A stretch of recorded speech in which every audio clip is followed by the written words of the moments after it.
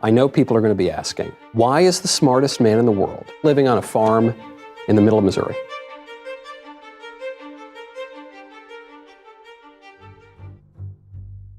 Welcome to my extremely ethereal and trippy new set. I feel as though I am floating in a cloud here in this all-white venue, and perhaps that is fitting for this first interview in a series of much longer, much more in-depth interviews. I'm so excited that my first guest is Christopher Langan, the smartest man in the world. I do not say that as a subjective statement or to flatter Chris. I mean that in as technical a way as possible. Chris has one of, if not the highest IQ ever recorded, somewhere between 190, 195, and 210. And Chris is not here by way of some fancy, distinguished professorship at such and such brand name university, nor did Chris just get off of his private yacht out of the south of France and come here to leave his billion-dollar company. Chris came here from a farm in Missouri after a career as a bouncer at bars around New York. Chris, thank you very much for coming on. Well, thank you for inviting me, Michael. I first stumbled onto you when I was 18 years old, freshman in college, and listen, I barely got out of high school math. I barely got out of calculus. I barely got out of high school myself. That's a good point. But I said, this guy, he's saying things that are really, really interesting, and so I want to learn more. I've wanted to talk to you ever since then. I know that before we get into metaphysics, the existence of God, free will, politics, culture, and everything in between, I know people are going to be asking, why is the smartest man in the world? Why is he not just buying and selling all of us all the time? Why is he living on a farm in the middle of Missouri? Well, that's a good question, and it's that I was never actually interested in money. When I was a kid, my brothers and I, my family, we were not exactly the richest folks in town. We seldom had enough money to buy, food or clothes, and so I sort of immersed myself in books and reading, and decided that what I wanted to do was pursue knowledge. It costs you nothing to pursue knowledge, really, provided you can sustain yourself while you're in pursuit of it. So that's what I did. I simply focused myself on, I want to know the truth about reality. I want to know, what kind of world it is that I'm living in, and that's what I went for. Now, as far as the making money is concerned, one thing that I found out is that there are certain ingredients, certain advantages that you need in order to become rich. Of course, it helps to be born with money. That's the easiest way. And it helps to have a lot of connections. Yeah. Okay, the right kind of connections. And it helps not to alienate the people who have all the money, because then they'll exclude you and cancel you. That's what they do. That's what cancel culture is. Yeah. Basically, people are being frozen out of the economy. Yeah. Okay? And I found myself getting frozen out of the economy that way from an early age. I mean, I tried to go to college, but ran into a couple of problems. Personnel problems on the faculties of the colleges in question. And that stopped me. That basically when you get, when you can't get a college education, you are canceled economically. And presumably, though, you show up to college, even though you've got a tough upbringing and not any real advantages in terms of family or society, but you're obviously you've got a higher IQ than anybody in the room. You're obviously extremely smart. You're extremely self-educated. So you get into college, it should be a total breeze for you. Well, it was a total breeze for me. Too much of a breeze for me. You ask the wrong kinds of questions of people who are full of themselves and think they have all the answers, in a calculus class, say, well, why don't you explain exactly what an infinitesimal interval is and how you can traverse from one end to the other? And, they'll look at you as though you've got two heads. I ask that all the time. I ask my waiters, Well, I got a very poor reaction out of that. There was a math instructor in Albert Ring, I think, who decided that I must be absolutely brain dead. I mean, I went into his office, This guy was a very strange character. He was about 6.5 feet tall. He'd come into class, everybody would be waiting there for him. He'd make a late entrance, be waiting for 10, 15 minutes. He'd walk in, right, with this great big stack of mimeographed sheets, and then he'd hand out, walk around the room methodically handing out these sheets to all of the students, and everybody would have a sheet in front of them. Then he'd walk up to the room and and symbol for symbol, everything that was written on the sheets would appear on the blackboard. Then he'd turn around and walk out. Now, finally, I thought, I was having a hard time with this. There were certain things that I, didn't quite understand why he was doing them the way he was. So I kept on trying to track him down to his office. He was never in his office. I would wait in the hall for, hours and hours for this guy. He never showed up. Finally, I caught him in his office. And I said, "Hi, Professor Weissenring, can I come in?" He said, "Well, I'm really kind of busy right now." And I just wanted to ask you one question. Why do you do this? Why are you taking a set theoretic approach to the calculus like this? I mean, they don't seem to be compatible. On the one hand, the calculus deals with change, whereas sets are static things. Why are you taking this particular approach to it? And he looks at me, and he's, Asperger's victim, right? Yeah. And looks at me, looks down at his thing. He says, "Well, some people just don't have the mental firepower to be mathematicians." Well, what was I supposed to do? Hit the guy? I wanted to hit him. Right. But he says something that's sort of pathetic, almost to say. And but so, it is pathetic, but it basically told me a lot about how he sees the world, how he sees other people. I don't want to take a course from a guy like that. yeah.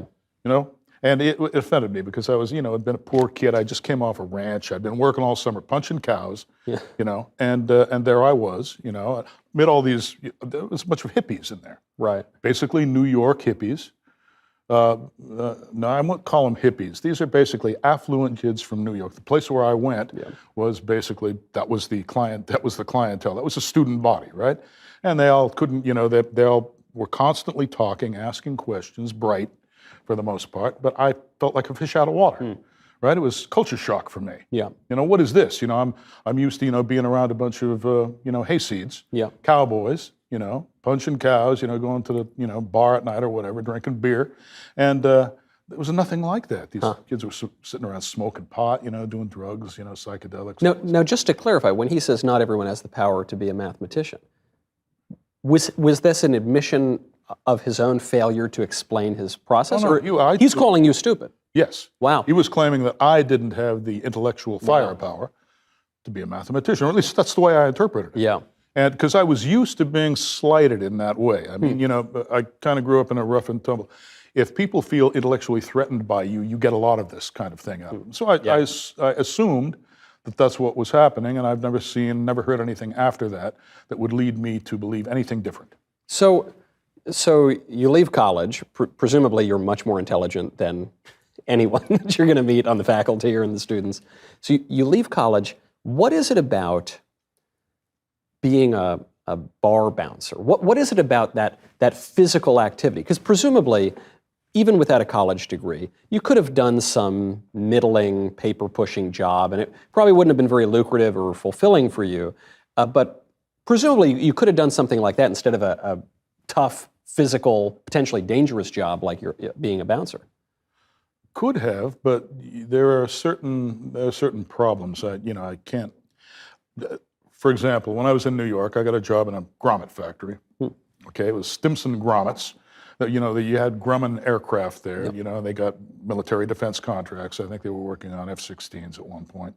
And then there was Stimson grommets, which produced these aircraft rivets for these airplanes. And I had this machine, and man, the sound, the noise from this machine, wham, wham, wham. No hearing protection, no nothing was issued to anybody. Yeah. And I started, like losing my hearing and so forth. And I figured, well, I can't stand this anymore. I got to get out of here. So I was about to leave, but I had a girlfriend, and she said, "No, I want you to stay." So I figured, okay, let me see if I can get into the kind of job. So I went and took the civil service exam and was offered a job by the IRS.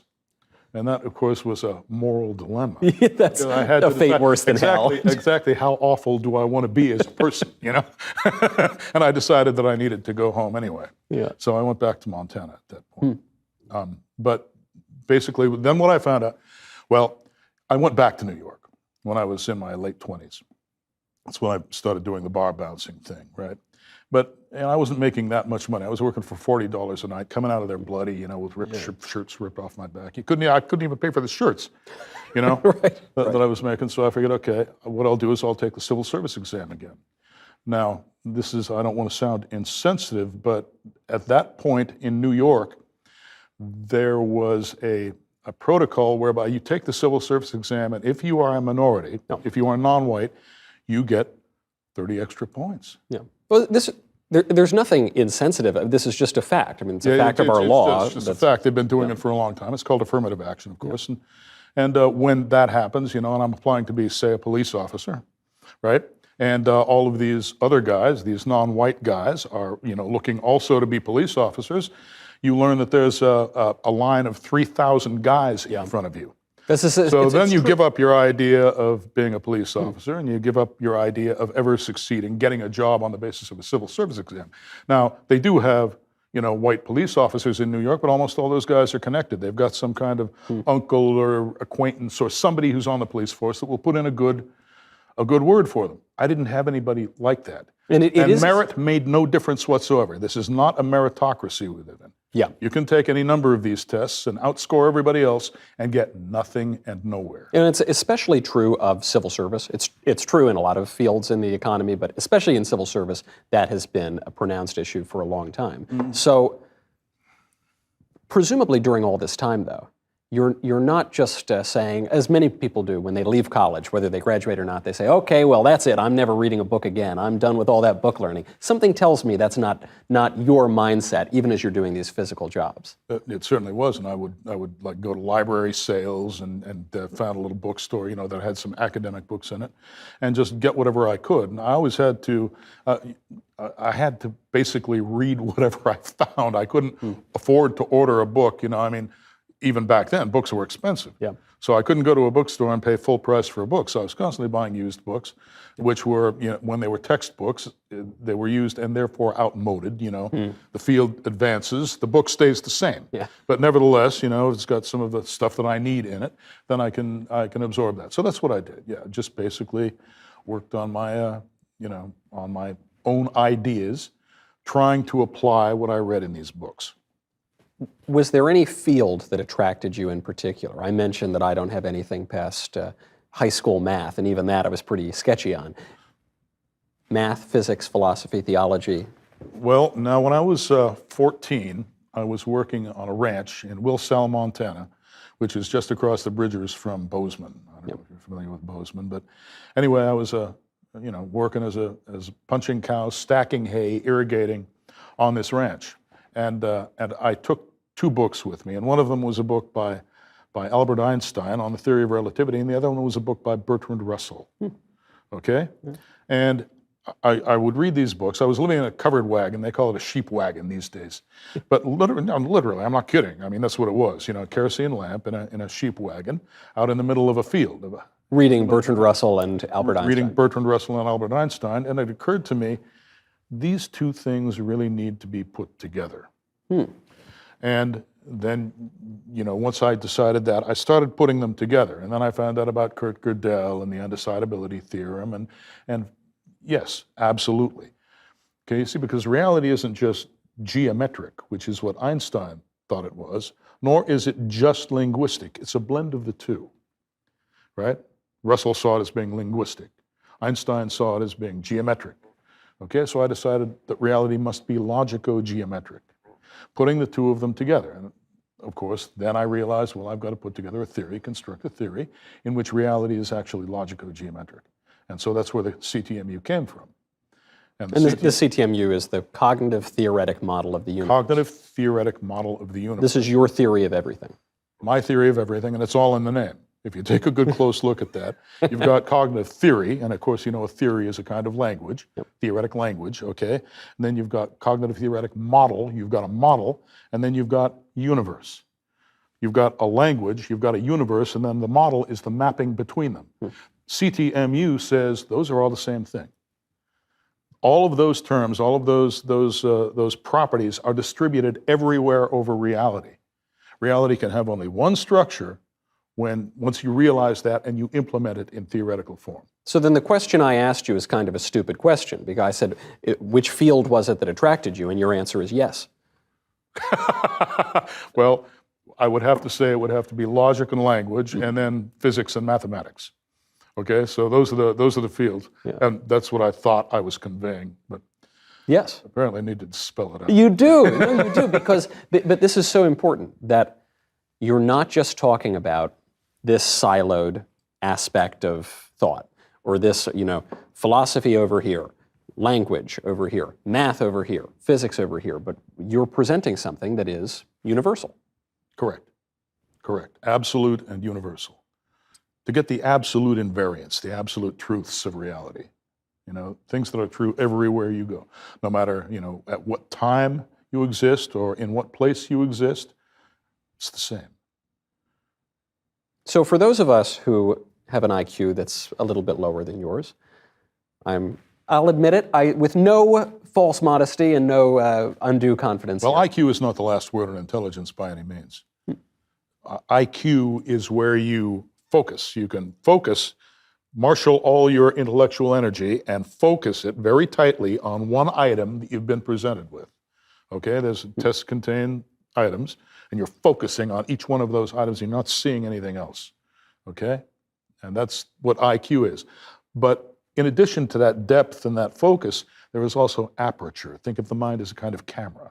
Okay, what a lot of high IQ people have a lot of difficulty doing is widening their mental aperture. You've got to be flexible. You've got to be able to widen and narrow that aperture at will as you're doing the depth perception too. So you've got the focus, depth of focus, the magnification, as it were, plus the aperture.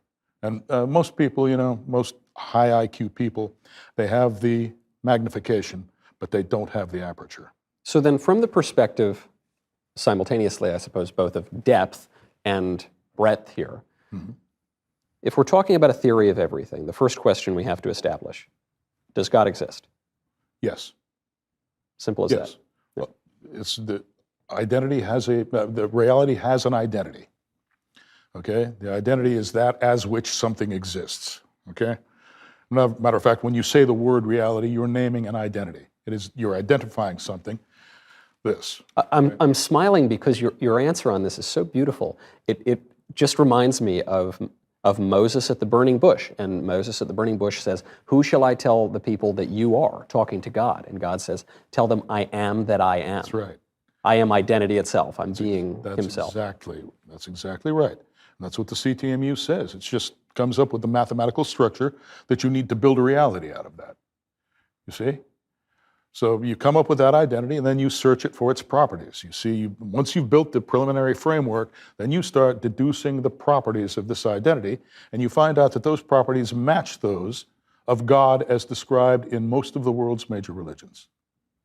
Right? Just the theistic religion, so I'm thinking Judaism, Christianity, and Islam, or are you talking also of, say, Buddhism, Taoism, Hinduism, Vedism? Of course, Hinduism and Vedism, they have a God.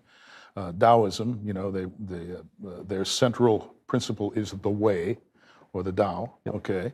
And they don't see Tao as God. And then in Buddhism, of course, you've got, they are trying basically to achieve sunyata, or emptiness, right? Which is, a lot of Buddhists don't even understand what that's supposed to mean. But once again, there's no God there. You can kind of read God implicitly. Some Buddhists, I've talked to Buddhists who actually think that there is a God in Buddhism of a sort. But it's, that concept of pure consciousness is what it is, okay? And if you ask them, well, whose consciousness are you talking about? They will point at themselves and say, my consciousness. In a way, they kind of attribute the existence of everything to themselves. Okay. I know. I've known a lot of people in Hollywood and Washington, D.C. who do the same thing, actually. Well, that's right. That's why Buddhism is very fashionable among some of those people. It's a good point. Yeah. It's a good point. So yes. But anyway, when you look at what they've all got, you come down to the same thing. All right. Everybody has the Tao, or the way. That's the way reality works, right? And everybody has sunyata, which is pure syntax. Right? Pure cognition with no instantiation, no content, right? And then you've got what the Abrahamic religions call God. It's all the same thing, okay? But what are its properties? Okay, are its properties such that you can deny the existence of God, or are its properties such that God definitely has to exist? And the answer is, God exists. God definitely The has to properties of exist. the central substance and central principle of reality, those properties are attributed to God, including, of course, things like you have the three O's: omniscience, omnipotence, and omnipresence, but then you've also got consciousness. God has to be sentient. So we're not just defining God out of existence. Sometimes you'll hear people say God exists, but they'll give God such a weak and shallow definition that the God that they're describing has no relation to the God that we conceive of. You're saying no, this God is God. God Himself is conscious and therefore personal. Yes, you can establish a personal relationship with God. We're images of God. You know what an image is? It's basically the product of a mapping. God maps Himself into each human being, right? That's a very personal thing that God is doing for us, right? And I don't understand how anybody can say that it's any different. We reflect the structure of the universe. Each one of us, we're carried by it. Everything we do, we exist in a medium. What is that medium? Right? Where did it come from? Yeah. What holds it together? What is the unifying coherence, the source of coherence of that medium? Now, is your claim a pantheistic claim that God is the universe, or the universe is God, and that's that? Or no? Or is God outside of the universe and created? God is greater than, well, what is the universe? Damned if I know. You ever hear of the simulation hypothesis? Yes. Okay, well, the simulation hypothesis is basically the idea that the reality we see around us, physical reality, is simulated on some sort of an automaton or a computer. Yeah, some aliens somewhere have just, they've fooled us. Right, exactly. I want to eat a piece of licorice. Before one launches into the simulation, one needs a little sustenance, Okay, so anyway, the idea is that you've got some kind of an automaton running. You've got a simulation running on it. And God, it's more panentheistic. Do you know what panentheism is? I do. I think I do. But that means that we are in God. Let me know how I've gone wrong. We are in God, and God is in us. And it is not merely that God and the creation are one and the same, but they are quite related. Is that something approaching panentheism? A little bit, yes. Okay. There's the idea is that you've got the physical universe that you see around you, but God is not confined to the physical universe. Okay. See, there's an ordinary pantheist assumes that God is somehow confined to the universe, that there is just what we see around us, and God is in every piece of it. God is distributed over it. Yeah. Right? But it's a little bit more complex than that, because this part of the universe that we see around us cannot exist just by itself. Yeah. Okay? There are certain things that it entails. And when you go into those entailments, that's how you get to God. That's how you get to the identity of reality. Okay? And now to get back to the reality of self-simulation, or at least that's what I call it, self-simulation. But to get back to the simulation hypothesis, that we're living in the display of that simulation. In addition to the display, there is also a processing aspect. Okay? And God, it captures both of those things. He captures both the display and the processor. What do you mean? I hate to put it in. Well, I mean, okay, here's the display. You realize the display contains states. Yep. Okay, you see things, the objects contain states. States are static. Yep. That's why they're called states. Yeah. Okay, static. How do they change? Well, they have to be processed. Something has to process. Yeah. And in the calculus, for example, those are tiny little infinitesimal intervals. Okay, but they are not actually contained in the states themselves. They have a neighborhood, a little tangent space or what have you, where you can sort of draw little vectors that suggest that some kind of processing is going on. But the idea of being a state and being a process, those are two different things. Yep. In the ordinary way of looking at it, okay? It turns out that you can't properly describe reality and causation at all unless you put those things together somehow. And that's what it takes God to do. Okay? God provides the processing functionality for your state. You have an internal state, an external state. You're a material human being. Right? Like, to explain how that is changing through time, and maintaining its coherence through time, even as it changes, that's what you need God for. Yeah, I certainly agree with that entirely. And so I might not be sophisticated enough to parse all of the quibbles that there might be, but broadly speaking, as a Christian, so much of what you're saying resonates as obviously true for me. Mm-hmm. The idea that, well, I'm a member of the body of Christ. The idea that God creates the world in this great act of love, this great act of charity. Self-love. Yeah. Well, self-love. Don't forget, you're an image of God. Right. So in loving Himself, God loves you. And you're supposed to love God back. Right. And this ties into something like the Trinity, right? The idea that God is three persons in one divine unity. So all of this is making a lot of sense to me. So now, how do I make sense of consciousness? Well, ordinarily, you know what quantum mechanics, you know what quantization is? I know the word. Yeah. Well, you decide what the ultimate irreducible objects are. Mm-hmm. Those are the quanta in terms of which you reason. It turns out that in order to quantize that theory that I was talking about, that theory of identity, where you've got the display and you've got the processor, mm-hmm. and it's handling both.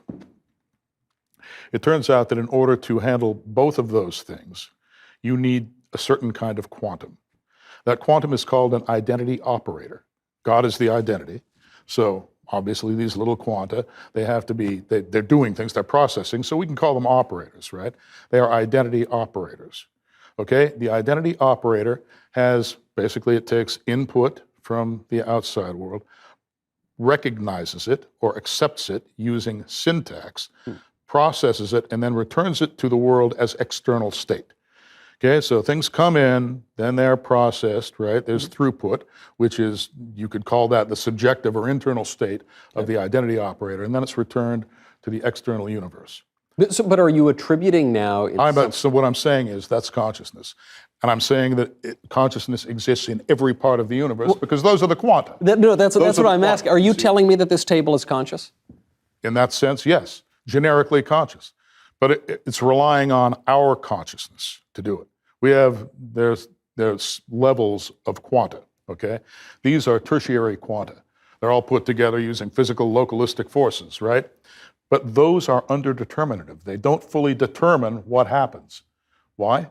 The Heisenberg uncertainty principle, for example, it tells you that, the quantum rules, they're probabilistic. Right. They don't actually determine events, okay? So what determines events? We do. We don't know how we do it, but we do it. When everybody's will is put together, we're all creating the best possible universe we can for ourselves. And God is what harmonizes all of our different perspectives and makes things happen for all of us at the same time. And if we were doing things correctly, this would be the best of all possible worlds. Sadly, however, we oftentimes make mistakes. And that's what we have to get out of doing, but we can't get out of doing it until we understand what reality is, what we are, and what the relationship between those two things is. Now, you've mentioned two things that raise a new question for me, which is you mentioned this idea of simulation, just the simulation or self-simulation, and you've mentioned us doing things. So then it would seem to me we have to tackle the question, do we really do much of anything at all in the sense, do we have free will? Yes, we do. Okay. Oh, I'm glad to hear it. I always thought we did. Well, yes, we have to have free will. Oh, I was discussing with you earlier the idea of a fixed array. Okay? Yeah. All right, now, modern physics know, basically what you've got is you've got a bunch of quantum fields in superposition, and then those fields consist of little fluctuations, little quantum fluctuations, right? Where is the fixed array? We were talking about a manifold, right, with a bunch of zero-dimensional points. Yep. Okay? Those two things are not compatible. Okay? Quantum field theory and that fixed array manifold where you can parameterize all of the causal functions using the manifold, that doesn't work. Okay? Those two things don't fit together. Now, you explained to me when we were speaking about this earlier, you put this into even more layman's terms, and it has already flown out of my head. Can you put that into more basic terms, what you've just said? But what was it you need to understand about this? What are you actually why are these two concepts you're describing, why are they not reconcilable? What is the problem with these? Oh, I explained that to you already. That's one. Okay, all right. It consists of zero-dimensional points, yes. Limit points, or cuts. I told you what a Dedekind cut was, right? Yep. These limit points have zero extent. They're exact locations, and that's a cut. You're actually, you've got something on one side of the point, and then you've got something on the other side of the point, and any line that you draw through the point itself is going to be cut by the point. Yep. Okay, so we call that a cut. Okay. Okay, and the cut is zero-dimensional, which means that it has no extent at all. It's an exact location. It's precise. Yep. No extent. It's not smeared out. Okay. Yeah. If you take all of those points and you add them together, you get zero. Right. Because no matter how many times you add zero to itself, you just get zero. And because the manifold consists of those points, that's what you have to do to find out the extent of the manifold. Okay. So what this is telling you is that the manifold itself has zero extent. There's nothing there. So the real manifold of classical physics is a paradoxical construct. Okay? Okay. So that's why those two things, that's why that doesn't work with quantum field theory and the idea that things are quantum fluctuations and fields. That's why, as a matter of fact, that particular concept of the real manifold, that doesn't work for anything at all. It's a conceptual convenience. We can reason about reality in terms of it, and we can actually get to some very interesting conclusions. Okay. Using it. You're right. But it doesn't work in the long run, okay? And because it doesn't work, most causal functions, of course, are parameterized in terms of this manifold. Okay? In other words, you take, you've got X, Y, and Z axes, and the forces that exist, the forces that cause things to happen, right? Those forces are all directed along one of those axes. That's what a force is, right? Okay? When you take away the points, those zero-dimensional points, now all of that disappears. The basis of causation has just fled the coop on you, right? Okay. Because you no longer have little points, the tails of the little vectors that point there. You can no longer parameterize your causal functions using those points and vectors. So what do you do to get causal functions? Well, it turns out you have to use something called advanced causation. And you combine that with advanced causation is called retrocausation. You combine that with ordinary retarded causation, and you get something else entirely. It's called metacausation in the CTMU. So it's referred to using two operations, one of which is called conspansion, and the other which is called suboperation, called telic recursion. Because when we're talking about free will, often the conversation, especially these days, becomes this sort of shallow discussion of, well, this caused this, and I'm going to describe a totally deterministic system, and so as a result of this causing this, causing this, causing this, you don't have free will. And you're saying cause is actually more complicated than just cause. That's correct. In other words, talking about free will in those terms is osios. It means nothing. Yeah. You can't get anywhere with it, okay? Reality is actually generative, okay? It's not a fixed manifold. Everything is being created all the time. Not just our states. Our states are being recreated, right? I can cross my legs, I can uncross my leg. That's the changing state. Yeah. But the medium around us is changing. When I look at you, I'm seeing Michael Knowles, okay? I'm seeing you sitting there. But that means that I'm seeing your boundary. I'm seeing what distinguishes you from the external environment, right? There's a medium around you. So I have to be regenerating that at the same time as I'm regenerating your state in my head, okay? And when I say regenerating, there's a reason I'm doing that. I could also say I'm recognizing Michael Knowles, I'm recognizing your state right now, but I'm also recognizing the state of the medium around you, because otherwise I wouldn't be able to distinguish you from the medium, and you wouldn't exist at all. Right. Well, it's sort of like a little baby, right? Has trouble recognizing the limits of things and recognizing what some individual object might be from, the glass on the table. They have trouble distinguishing those things. Precisely. Yeah. Okay, the baby has to learn to distinguish those boundaries. And it has to receive the right visual cues at the right age so that it can actually learn how to do that. Yeah. So now we're at metacausation. So what does metacausation Causation works from past to future, okay? Metacausation works from past to future and from future to past in a closed loop. It's called a conspansive cycle. Okay? So that's basically what we have to do to quantization in order to make causality work. And of course, when I say causality, I mean metacausation, okay? So how does... Because ordinary past to future causality, parameterized by a fixed array, that doesn't work. So I get past to future. This seems pretty simple. I pick up the glass of water, I put it over here, and now I remember 2 seconds ago that water was over here, and then I caused it to go over there. Right. So how do you cause something to go from the future to the past? It can't go anywhere unless there's some place for it to go. Yeah. That's all I'm saying, okay? Yeah. This is, in the universe, everything changes with time. You're actually, in the theory of relativity, for example, all the points are events. Yep. Okay, and that means that there's a time parameter involved. Okay, so when you take that glass and you move it from there to there, okay, you think that there's a point right there where you're going to move that glass. That's false. Okay, the point to which you are going to move that glass is actually in the future. When you pick up that glass, it's still in. You understand what I'm saying? Yes. Okay, that makes sense. And then getting back to God, I guess we're always trying to get back to God. God is outside of time and space. Well, God distributes over time and space, and there's some left over. Time and space is static. It's a display. Yeah. Imagine that you're a little homunculus inside a computer display, like the Matrix, for example, okay? God not only distributes over that, but there's a whole other domain where God exists. And that's the processing domain. That's the non-terminal domain in the CTMU. We're in the terminal domain, right? And most physicists, when they try to reason about the terminal domain, they reason under physical confinement. Okay, well, I can only look at physics, and I have to use what I know about physics, what I can observe about physics, to explain everything else that I explain. So they have that kind of explanatory closure going right there. So speaking of this non-terminal domain, in a really basic question, I'm not going to ask you if I'm going to go to heaven or hell, but will I go to either heaven or hell? You will persist after you die, okay? Where you go depends on who Michael Knowles really is. And you would know that better than anyone. Yeah, I hope I know that better than. But you're telling me I'm going somewhere. Yes.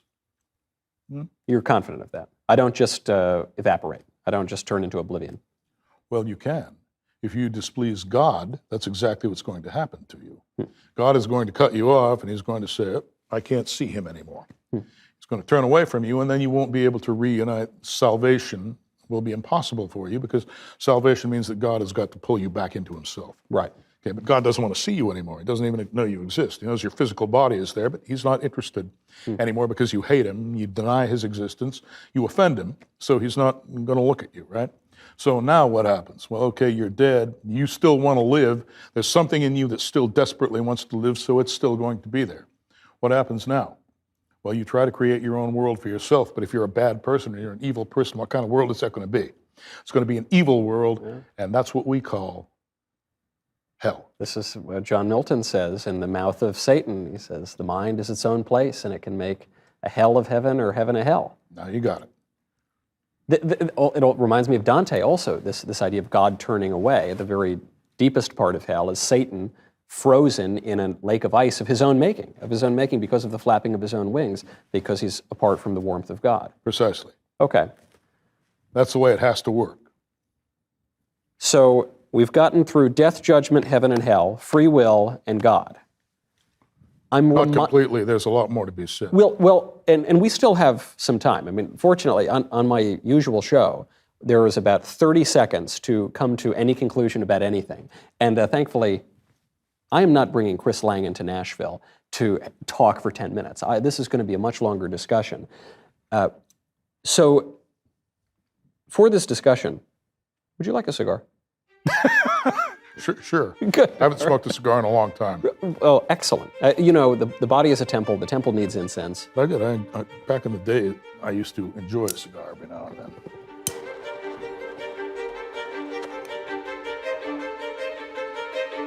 Good cigar.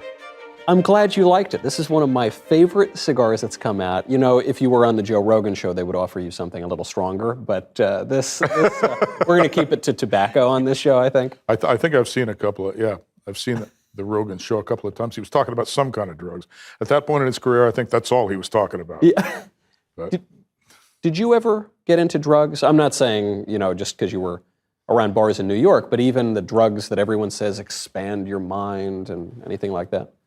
Well, you couldn't really grow up in the era when I grew up around the kind of people I was surrounded with without trying, some drugs. I don't have a substance abusive tendency in my body. Yeah. I just don't have any bad habits except for this. Licorice and candy. Oh man, I love that stuff. It's addictive. I'm addicted to it. It is. But I have to hide it from myself. I don't have any in the house right now. But you never got, because I would always have people tell me, especially in college, they'd say, Michael, you have to drop acid. You have to smoke this. You have to take mushrooms. It's going to expand your mind. And I thought, my brain, such as it is pretty much all I got. I'm not exactly the captain of the football team. And if some drug messes up my brain, I'm sunk. That's correct. But of course, what they say is that some of these medications can actually be good for you in terms of you may have certain things, certain mental routines that are destructive and that aren't good for you that can be interdicted by psychedelics, for example. What's your take on it? My take is that could very well be true. The psychedelics could open up a gap between your temporal consciousness and your non-terminal consciousness, right? Your mind it's an extended, stratified thing. We're just using our terminal consciousness right now, but there are other aspects to your consciousness. You can actually get, certain kinds of insights and communications if you just open up a gap. You understand? And let them come in and fill the gap, and then, you can see them as they would ordinarily. So the things that people see when they're on psychedelics, I usually write them off and I tell people, you're just hallucinating. But you're saying maybe that's not all it is. They might be seeing something real. Well, once again, what is reality? Is reality just stuff out there? No. Reality has a mental aspect. Yep. Right? And once you admit that basically everything has a mental aspect, then of course what's going on in your mind is real. It takes on a kind of reality. It's not the same as physical reality. It is nevertheless real. Are angels and demons real? Yes. Yes. I think so too. Is there a fear that if you take some of these drugs, you might be letting in the wrong guys? That's a problem, isn't it? And that's a problem that I think a lot of people have encountered. You have to be a certain kind of person to be able to handle these drugs and not be sucked under by them, okay? Because once your mind is messed with in that way, something else, it's weakened, you're not exactly in control anymore, something else can come in and grab it. And if you open up that gap that I was talking about, what can come into that gap might not be good for you. God is real, angels are real, demons are real. Is the devil real? Oh, yes. Yes, well, it has to be. We were talking about Michael Knowles being surrounded by the medium and, you've got a boundary. Yeah. Well, God has a boundary too. He's got a very tight boundary. He is perfect. He can't take anything resembling imperfection, right? He can't take it into himself because that would be a contradiction. Yep.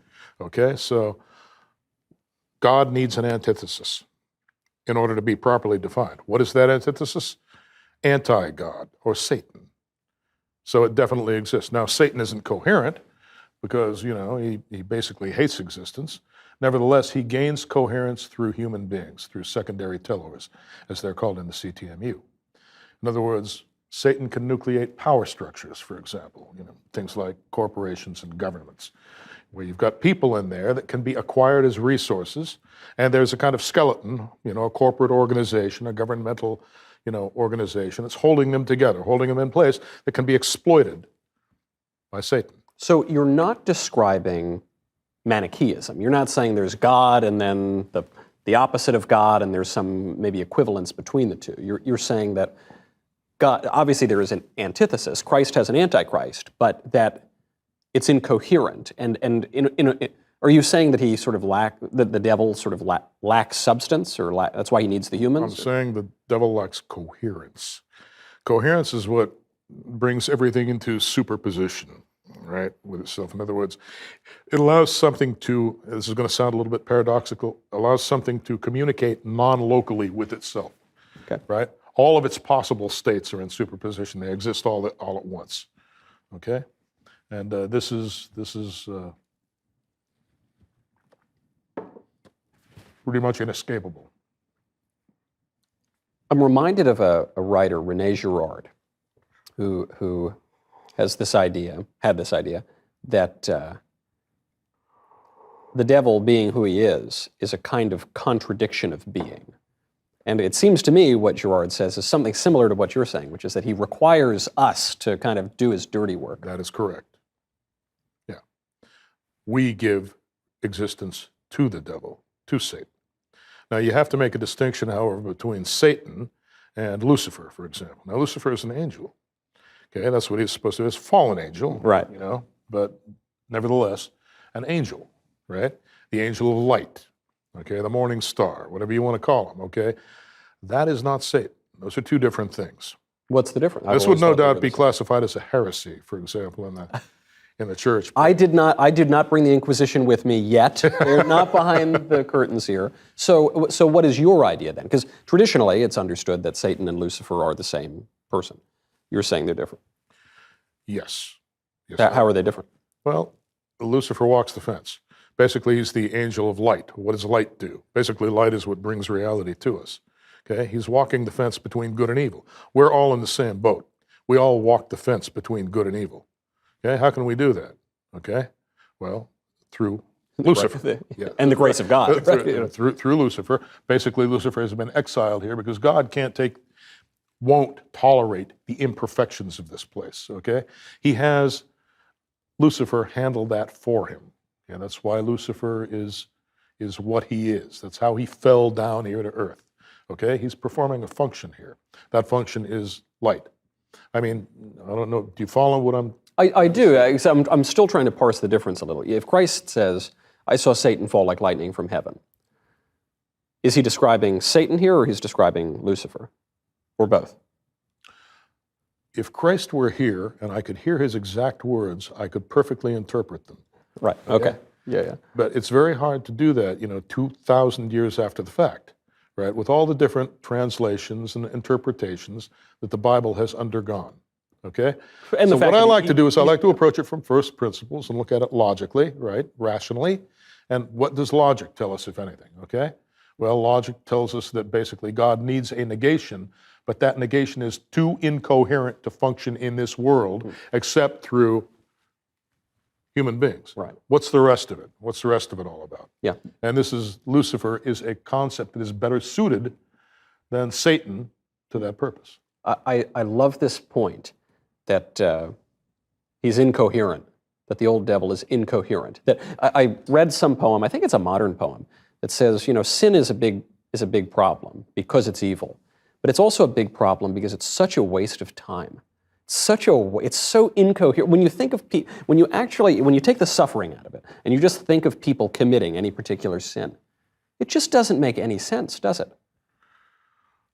Well, the sense that it makes to them is they're enjoying it. They're hedonistically deriving pleasure from the sin. And of course, we all, have the same pleasure mechanisms. Yep. So we're all tempted to commit sin, but we've got to keep a lid on it. There have to be limits. Okay, and what I'm worried about is that now Satan controls the world, and there are certain people involved in running things who don't have those limits. Well, they're so rich, they're so powerful that they don't need those limits anymore. So they've more or less thrown them off.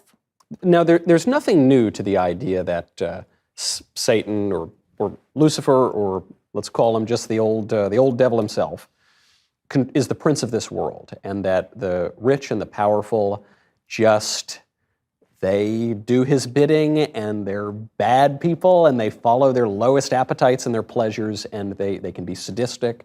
And so that's been going on for a long time. Is there something particular about the moment we're living in that says it's actually gotten much worse? Yes, that is, we've had so many technological advancements that now the technology of surveillance and coercion are such, and these people are so rich, they're like black holes gravitating all the money to themselves, that they're unstoppable, okay? And because they're unstoppable, because they actually run everything, okay, we are endangered by them now. It sounds to me like you're saying we don't live in Schoolhouse Rock, I'm a Bill up on Capitol Hill. We're not living in the republic that a lot of us say that we're living in. That's correct. We're ruled, basically, the world is globalistic now. It's run by globalists. That's their goal. I mean, that's what global means. We're going global. Yeah. You know, It's oligarchic. Huh? And it would therefore be oligarchic. What you're describing. That's absolutely correct. Oligarchic, because very few of them actually exist. And this is beyond, you know, a U.S. senator. This is beyond the structures. Those are puppets. You know, it's fairly common knowledge now, I suppose, that I regard most politicians as being one step removed from prostitutes. Yeah. That's been true for and that's not two oldest universal. professions. There are, you know, a few exceptions, but let me tell you, they're on the run. Yeah. Okay. So it's a very serious situation. Right? And if you take a look at these globalists, the ones that have thrown off all the limits and they're fantastically rich and powerful now, and you take a look at what they actually have upstairs, I'm afraid it's not very impressive. Right. Okay? I mean, if you really look at their intellectual production, Soros might be the best of them. Yeah. He's at least got a theory of economics, you know. It's flawed, but, you know, he at least has that. The rest of them are just a bunch of Sybarites. What about, I guess even outside of banking or finance per se, what about someone like Bill Gates? That guy's everywhere. He seems to be, I don't know, why is he an expert on healthcare? I don't know, but my television tells me that he is. Why is he? So someone like that, but he's a smart guy. He's got to be, right? He's not stupid. Bill Gates he's got a respectable intellect, but there's something misfiring there. Okay? Bill is very concerned with overpopulation, and we do have an overpopulation problem. So then this brings me to, I asked friends of mine, I said, speaking to Chris Langan, send in your questions. And most of the questions were about metaphysics and God and the CTMU and all of your thoughts on all those things. But one friend of mine, he said, you know, I want you to ask him about Bitcoin. I want you to ask him about money and if there's any way to break the government or super government control of money. What do you think of, if I want to start my own currency, I guess I could, I'd call it Michael Coin. Is this one way to push back against an increasingly technocratic global form of government? Yes, there is, but it has to start at the local level. You're not going to print your own world currency to compete head-to-head with these. You've got to go, you know, basically attend a few city council meetings. You've got to go in there, you know, say your piece, say we've got a problem, you know, basically the world is run by globalism. This is America. You know, we should have our right of self-determination here, but that's being taken away from us. See who, you know, agrees with you about it. You know, I mean, somebody will probably come up to you after your speech and say, you know, I agree with you 100%. Then you find out who those people are, you get together, and you start putting pressure on your local politicians. Are you saying the situation is so bad politically that you know, people will call you a radical and an extremist and a terrorist for something like this? But are you saying basically, Jefferson, we need to go fight another revolution or something? Or is there? I would just as soon see this whole thing resolved nonviolently. Of course, I want peace on earth. I want everybody to feel as though we're in fellowship with each other, the brotherhood of man. You know what I'm talking about. That is the right way to do it. When you or I or Donald Trump, for that matter, use the word globalism, what the liberal establishment says is, that's either they'll say globalism is good and we should have more of it, or they'll say that's a crazy conspiracy theory, there's no such thing as globalism. What?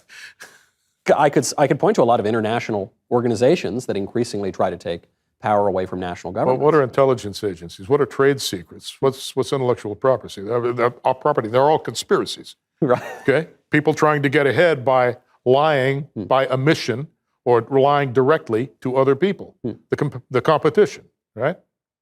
That's what it is. You can't get away from conspiracy. It's how the world works. As a matter of fact, it's game theoretically rational. So you're saying not conspiracy theory, you're saying just flat out conspiracy. That's what makes the world go around, I'm afraid. You know?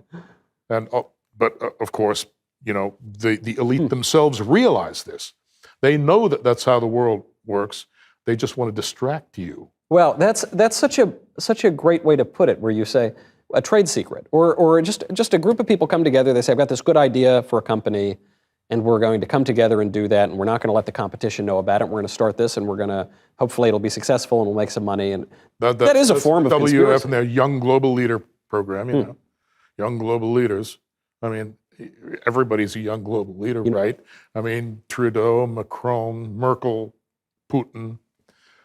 You know, and for the Putin deals, that very much surprised me, but Klaus Schwab is on record. He's on video, in fact, you know, claiming that Vlad Putin is one of his young global leaders, trained in globalism.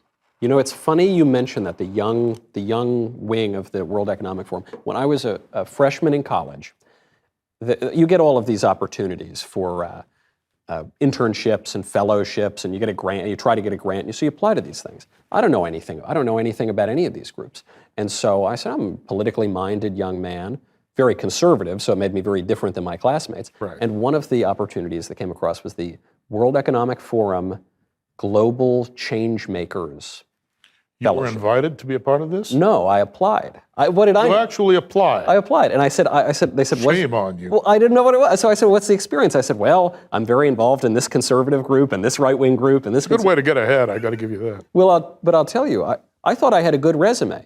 It wasn't like my classmates, which was they had all their liberal groups. So I said, I'm a conservative. But you probably want some conservatives here, right? And so I apply, and you're going to be shocked to hear this, Chris.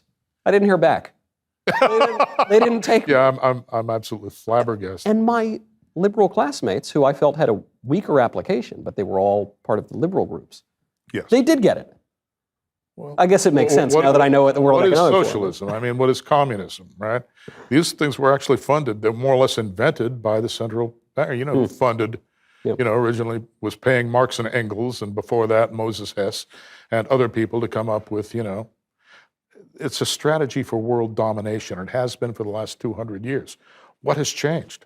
So when someone like Trump comes along and he says, I'm not going to fight this political battle along exactly left-right lines or Republican-Democrat, but I'm saying I'm going to stand for the American nation and nationalism generally against globalism.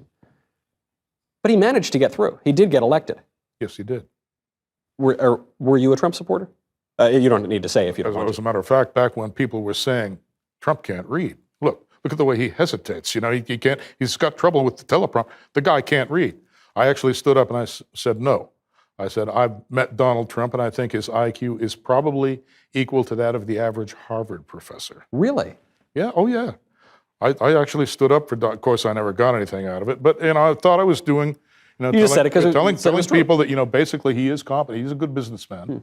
And therefore could be good for the country. And I wanted people to understand that. So how did this guy, and I've asked this to my friends, and I said, how did this guy, who I think was basically on the level and really did at least try to pose a stopping block to the globalism program, how did he ever get elected? How'd they let him through? Well, he was a little bit of a wild card. Trump is not as easily controlled as some of them are. So he stood up there and he spoke his mind. He's got good instincts in that respect because what he said resonates with what is in the minds of a lot of American citizens. We want to have our own country. We want America to have first. We don't want our borders to be open. We don't want millions of third world migrants coming here every year and displacing us from our own territory. I mean, and Trump actually, he did a good job of enunciating that. That's how he got elected. Okay? And the first time around, they weren't prepared. Yeah. So they couldn't do anything about it. The second time around. Yeah. Are you suggesting, Chris, that there were some questions about the 2020 presidential election? Anyone who doesn't understand that election was, shall we say, not quite up to snuff, is some kind of moron. Because I was told by all the fact checkers and all those social media censors that if I raised any question, I said, it seems like they kind of violated the law in Pennsylvania, and it seems like actually they kind of extended the voting periods. They said that's crazy. You're a conspiracy theorist. How dare you? Well, that's exactly what they do. You see, you've violated groupthink, so you're out. Your opinion means nothing.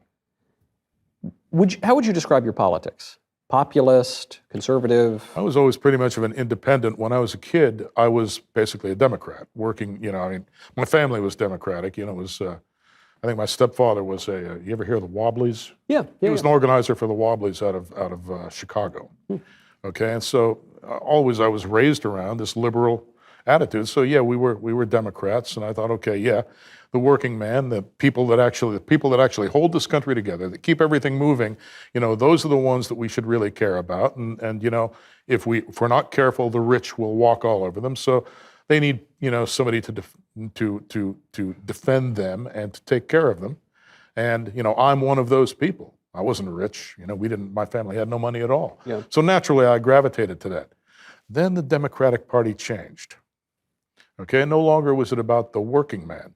Suddenly it was full of like these billionaire techies that have never done an honest day's labor in their entire miserable lives. Okay, and I realized, wait a minute, things have changed here. yeah. There is no more Democratic Party of the kind that I used to know about, okay, that I used to belong to. And that's when I became a conservative. And a conservative in a stronger sense than most people who call themselves conservatives today, because they're really just cuckolded by the liberals. No, they're afraid to say boo to them. I mean, look. Well, it's funny. I was told some years ago, this was probably 2016, 2017, someone said, Michael, you can't use the word cuckold as an insult because that's racist or sexist. And I said, look, I'm of Italian extraction. Cuckold is the oldest insult in the Italian culture. That even the Sicilians have a gesture for that. Yes, and it's the rock star gesture. I think I forget the name of the rock star, also Sicilian, who popularized it, and a very famous. I can't believe his name escapes me. But that sign, it's the symbol of the cuckold. I said, there's nothing wrong about you. It's a very funny insult, and it's descriptive as a matter of fact. Apparently, some married couple. Apparently, there are married couples that actually that's their hobby. right. I can't see it myself, but not my thing. Right, but and it's obviously it's disordered. Nobody wants. I don't think rationally anyone would say that's a good way to live your life. And what you're saying is that there are people who call themselves conservatives, and really they're just squish, cuckolded, or they just give in. It's a figure of speech. Yeah. We're not accusing them of literal cuckoldry. No, they might be. I don't know. I'm not in the bedroom. But basically, they are letting the other party wear the pants. Yeah. And they're putting on their little panties. Yeah. And doing whatever they're told. That's what I'm saying. Yeah. That's what that's the modern rhino, the modern Republican. That's what most of them are. And believe you me, most of them wouldn't do a damn thing for anybody else. Right. They're basically into their own thing, their own self-interest, and they just never take any risks on behalf of the American people anymore. And that offends me, because we're paying them and they've promised to represent our interests and they're not doing it. Well, you look at really basic issues, something like immigration. Well, and Trump really won on the immigration issue. Something like immigration, this is no insult to anyone around the world who wants to come to the United States. Frankly, it's not even an insult to the illegal aliens who are pouring across the border. But I think anyone can agree, taking in 1 million legal immigrants and 2 million illegal immigrants annually, it's going to be more than that this year probably, on top of that, 3 million people per year. Taking them in?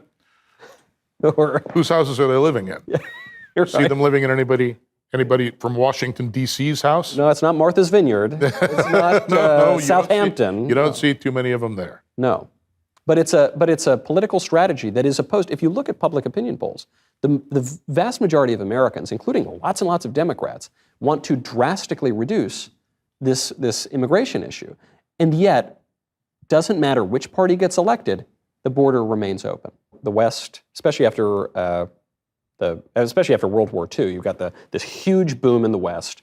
You've got the second half of the 20th century. Now we're into the 21st century. That's where all the money is. That's where all the opportunity is. And so just naturally, people want to flood in there. And if you've got relatively lax immigration policies.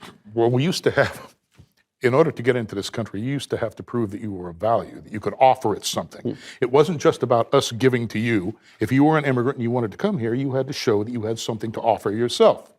Okay? You had to, learn English. You had to go through Ellis Island or wherever. You had to learn English. You had to learn about the Constitution. You had to buy in to our political. But now it seems you're incentivized to hate America, or to hate Western civilization. That's right. And now who would be doing that? Any real American? Not that I know of. Okay, it's a contradiction in terms. So what's the end game here? I mean, if The end game America, is world domination. They're going global. That's what it's all about. so if we've got this oligarchic group, this self-appointed oligarchic group, that I, in my naivete in freshman year of college, I say, oh, the World Economic Forum, or what, forget even WEF. There are other international organizations, the United Nations, obviously, the European Union, which the Brits have pulled themselves out of. But there are these groups throughout the West that want to erase national borders, essentially. That's correct. And they want to deracinate everybody that lives inside. And yes, erase culture. I say this as the relatively mocha-skinned Southern Italian here. But there is a sense that no, there is no, we don't want to, even just look at Europe, we don't want there to be French culture and German culture and British culture. I know, what a tragedy that is. Look at those cultures, they're beautiful. All the most beautiful cultures in the world, and the French. And the French on top of all those beautiful cultures too, yeah, right. You know what the Brits always say, right? France is much too good for the French. Yeah, that's a good way to put it. So then what is your thought? Moving forward, we're in this very bad political spot right now. It would seem to me we've been in bad spots before. Tower of Babel didn't seem particularly pleasant. The solution to that didn't seem particularly pleasant to live through Divide either. and conquer. Yeah. Yes. So what happens now? Do we just need to field a good candidate, or no? It's too far gone. The political system is kind of shot. Okay, so I'm afraid it's going to take some activism. We're going to have to, look, I don't want anything violent to happen. I don't want a new revolution, but I will tell you this, that if people don't act as though they are willing to fight for their own rights, they're going to lose those rights. Founding fathers knew it. It's written right into the Constitution. Okay, if we don't fight for our rights, we're going to lose them.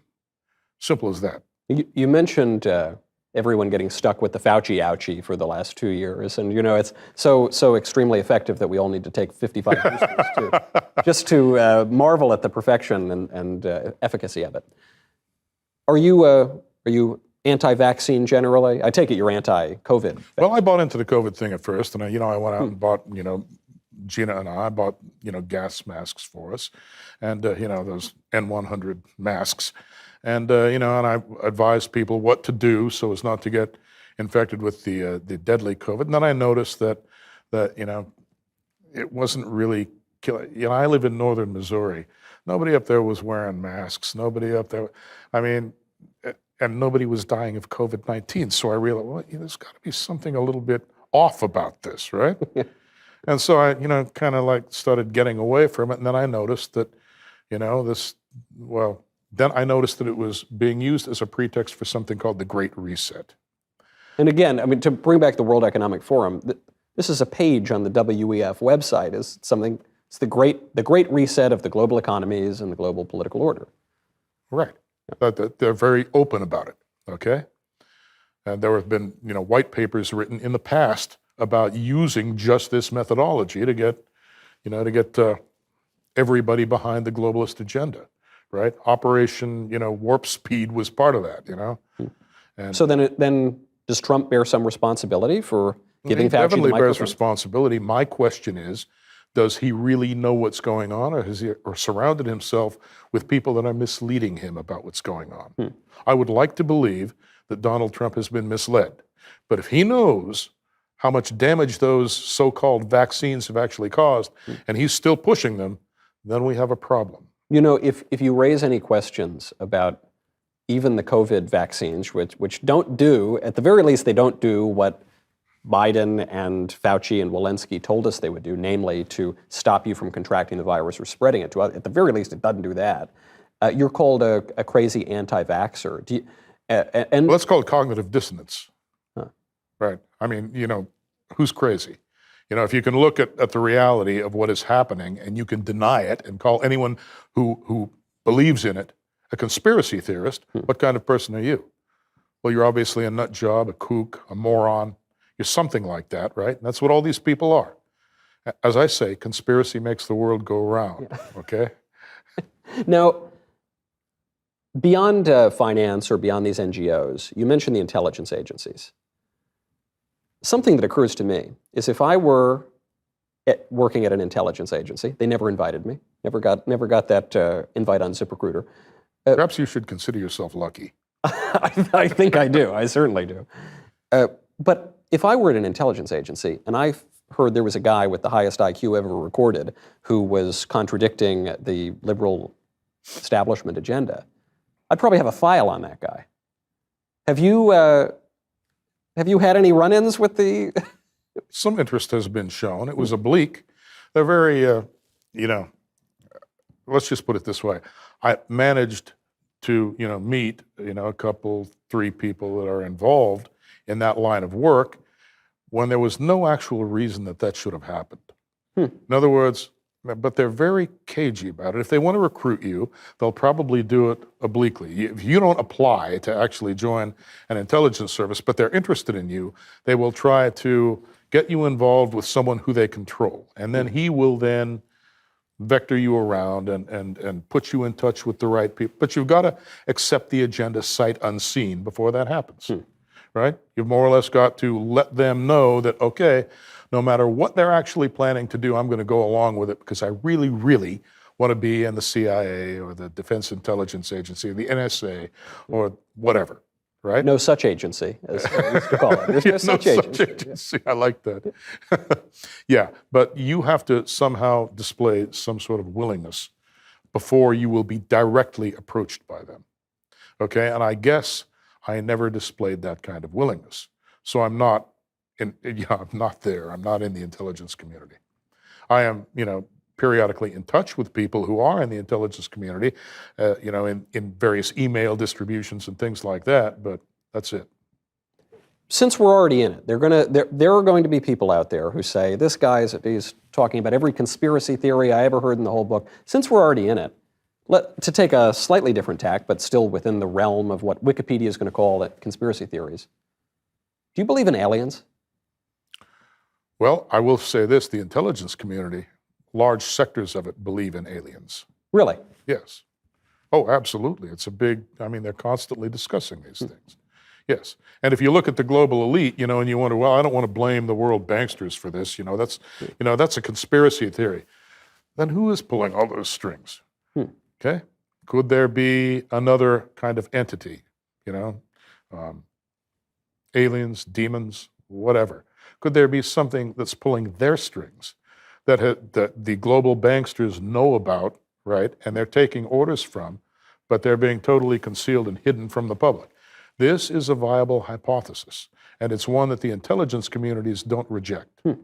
It's funny you pose which is, kind of neither here nor there, because the intelligence communities themselves could be run by aliens, for all we know. People are going to be laughing when you say that there are aliens that let them laugh, okay? But they won't be able to come up with any supporting argument against what I'm saying. They don't know enough. Well, they're ignorant. It's funny that you mention aliens and demons in the same breath, because I don't particularly believe in aliens. I mean, what do I know? There are a lot of things I don't know about. But I certainly believe that demons exist. I'm pretty confident that demons exist. I'm less confident that aliens exist. Well, but the thing is, a lot of people are reporting that they're seeing these UFOs and the tic-tac. Other strange alien-suggestive phenomena. Yeah. So what is something like, they call it the tic-tac, of these weird UFOs that seem to violate the laws of physics? Correct. Basically, they look like, little, blobs of light or spheres that can commit these maneuvers that are totally against the laws of physics as we understand them, right? They look like they have mass, but somehow they're not subject to inertia. They can turn on a dime on a right angle and continue at the same speed. They can accelerate at, a tremendous, with tremendous G forces. Okay, how can that happen? Do you have any theory? Well, yes, I do. But it's it's fairly involved. Basically, when you reduce the world to telesis, and you understand that reality consists of a merging of mind and matter. It's an interplay, of the two. It's not just stuff, and it's not just pure abstraction. It's not. It can be real without necessarily being a completely physical phenomenon. Okay. In other words, there can be a mental component to it, right? And that is what I think is happening here. I think that there's something to it. The number of people that report UFO incidents is simply too large. People aren't, they're not all liars. They don't run around risking their reputations by saying, okay, I'm going to make a nut out of myself and say, these UFOs exist. But couldn't they just be nuts? Well, I suppose they could. But you're saying there's too many. I'm saying it's very improbable that they are. I mean, because not that many people are that nutty. Well, my friend Andrew Clavin, who you met earlier, he has this party trick, which is he's a mystery writer, and he has written ghost stories and things. And at dinner parties, he'll say, hey, I'll ask a random person, he'll say, hey, have you ever seen a ghost? And he says a lot of the time, people will say yes. And throughout history, people report having seen a ghost. That is correct. And he says, too many people are saying they've seen a ghost for there not to be ghosts, or something like a ghost. That's correct. That is absolutely correct. Have you ever seen a ghost? I've seen things that look like ghosts. Yeah. Such yes, as? I have. I've seen things that look like UFOs, too. They're there. I mean, if you're not a very observant person, you'll never see anything like that. If your mind is completely closed and you just screen all that stuff out, you'll never see anything like that. But if you're an open-minded person and you're observant, you will see things like that eventually. Okay? I don't want to put you on the spot to give an example, because sometimes if I describe an experience that I would call religious or numinous, sometimes people say, well, describe it. And I say, I can go around the edges, but it's somewhat ineffable. Could you describe such an experience? Well, yes, I could describe such an experience. Okay. Well, on the UFO thing, I was working for the Forest Service near Lewiston, Montana, in the Lewis and Clark National Forest, not too far from Malmstrom Air Force Base. And I was in charge of a mountain range called the Little Snowies. Okay, I was the fire guard, the regional fire guard for that area. And I was alone up there. There were campgrounds, and I'd go up and tend to the campgrounds and make sure that they were all cleaned up and everything. And that was one of my duties. And I had to be a fire guard, which means putting out forest, spotting and putting out forest fires and things like that. One day I was up there in a Forest Service pickup truck at a certain campground, and I was there, and suddenly I look up, and I say suddenly, it was just in the sky. I became aware that it was up there, and I looked up. There's this huge spheroidal, but elliptical, not a perfect spheroid, like a saucer that was turned partially on its side. Okay. And I thought, well, that must be one of those, lenticular clouds that I've heard of. So I looked at it and I figured, okay, now I wonder how this evolves in time. Totally changeless. I actually took sticks and I tried to use parallax to figure out, what is this thing? Why isn't it changing? Why isn't it moving? Why is it completely featureless and metallic looking? Well, it wasn't any lenticular cloud, okay? And I literally stared at it for a long, long time before I finally just got, okay, it's there, got back in my pickup and drove away. Did you call it in or anything? Or? Well, I've told a number of people about it. Yeah, I didn't call it in, no. It was irrelevant to the state of my campgrounds, It's funny you mentioned, because sometimes people say, this is a little different than seeing a UFO, but somewhat related. People will say, I don't believe in God, I don't believe in Christianity because I don't believe in miracles. If miracles really happened, we'd all know about it. And if you look at the gospel accounts of miracles happening, the wildest part of it is not the miracle happening. It's the fact that when the miracle happens, everyone treats it as this miraculous event, and then 5 seconds later they move on, and people treat it as totally ordinary. And this happens again and again and again. It's even happened. I would say that I've experienced things that are miraculous. Yes. And even in my own life, not 1 week later, I'm just going about my business as though it never happened. Or I'll forget that it happened. Or anything. It was a miracle, shouldn't that? Right, but you don't deny that they happened. No. Right. No, That's I don't. the important thing. Because then you're really nuts. Yeah. when you deny that it happened, Yes, right? Because you're so beholden to some preconceived notion of the way things are. That's correct. So who are the real nuts? Obviously, they're the people that are doing all the talk about the alien conspiracy theories. Okay? There's obviously something there, or the number of people that report them wouldn't be reporting them. There are people in the CIA who actually claim to have been abducted. I'm not going to tell you who they are, but they're there. Okay? And we're not talking about small individuals. We're not talking about low-ranking individuals. We're talking about high-ranking individuals. These people, not just that you've read a book about, you're saying these people you've talked to. Or People that there was one of them in particular that I was actually, somebody that I knew was trying to arrange an introduction to this person. And I said, well, okay, so he's in the, CIA. Is he going to tell me the truth? I'm not in the CIA. Is he going to tell me the truth about anything? Well, no, actually what he wants to talk about is abductions because, he and his wife were actually abducted by aliens and he wants to talk to you about it. And I said, well, is he going to tell me the truth about anything? Well, I don't know. I said, then I don't want to talk to him. Huh. Okay, I don't want to talk to him at all. There has to be some kind of understanding that I'm not going to get lied to, otherwise I'm wasting my time, because I'll never know whether he's lying or telling the truth. So if somebody isn't going to commit up front to telling me the truth, Yeah. I don't have time for him. If he were a really smart liar, he would have just said, I will tell you the truth, and lied even if he wanted to. I suppose so. So, that's what they do in the CIA. yeah. Right. right. It's sort of the job, right? If you're a spy, that's correct. And you lie your ass off at every available opportunity about everything. Right. Okay? They don't all do that. I think there are a couple of people that I sort of trust when they talk about certain subjects. But, by no means are they entirely in the know even. if you're in the CIA, you're basically a bureaucrat. Right. Right. You look up, you see, okay, well, we I've got my superior, and then I'm looking up farther. Now I see the director of the CIA. Who's giving that guy his orders? It ain't the president. That's suddenly you're in a void. Who's running things? Okay, as far as most of these guys are concerned, it could be the devil himself that's running things. They just don't know.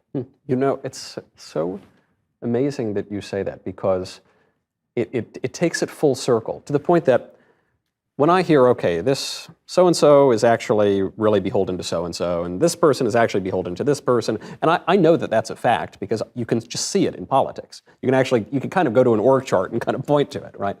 But then eventually say, and so-and-so, if in a really powerful position, they're actually responsible to so-and-so and accountable to, and you think, okay, at a certain point you think, I don't know, I have no way of verifying this could be it. And then when you go all the way back to, and so-and-so is really just answering to the devil, now you've got me again. Because I read that in my Bible. I know that that's true. I know that he's the prince of this world. Well, yes, and they've been. By the way, there are accounts from biblical times and pre-biblical times that involve UFOs, things in the sky that show up during critical battles, for example, and turn the tide. Right. This goes all the way back, to the Vedic religion, the pre-Hindu religion. There are all kinds of people who have reported these things, and they end up in various religious scriptures, including Christian scriptures as well, in some cases. So I can't think of an example of an extraterrestrial appearance. Well, no, they're basically attributed to God. These are the interventions of angels or something. Okay. Yeah. Okay. Yeah. You can go back. You look at the Mayans and the Incas and people like that. There are also, there are pictures on temple walls, right? There are carvings that seem to suggest that these things actually existed. Well, it reminds, or at least were perceived. Right. No, there's a great meme that I'm really taken with. It actually has to do with IQ, which is a nice coincidence.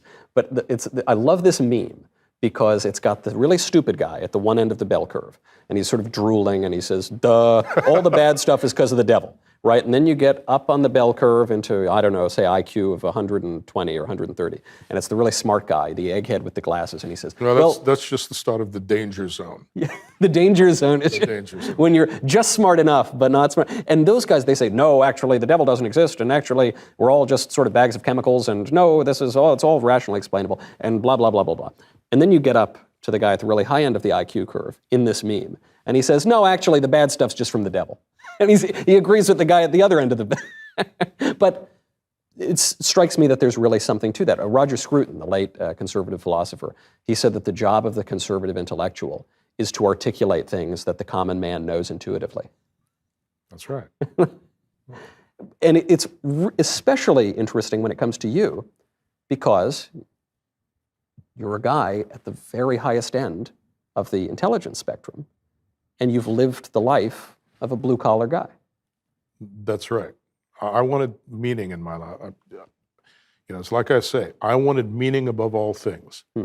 You got to make sure, that you decide up front when you're a young man, if you want to accomplish anything, who do you serve? Truth or mammon?